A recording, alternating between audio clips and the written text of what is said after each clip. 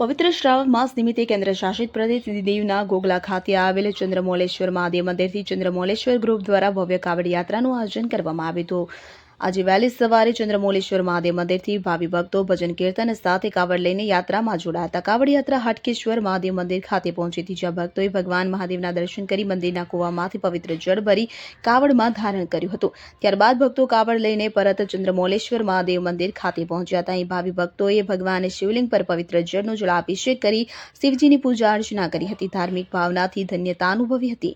પવિત્ર શ્રાવણ માસ દરમિયાન ચંદ્રમૌલેશ્વર મહાદેવ મંદિર ખાતે ભક્તો દ્વારા વિવિધ ધાર્મિક કાર્યક્રમોનું ભવ્ય આયોજન કરવામાં આવે છે। કાવડ યાત્રા દરમિયાન ભક્તિમય વાતાવરણ સાથે મોટી સંખ્યામાં ભાવિ ભક્તો જોડાયા હતા।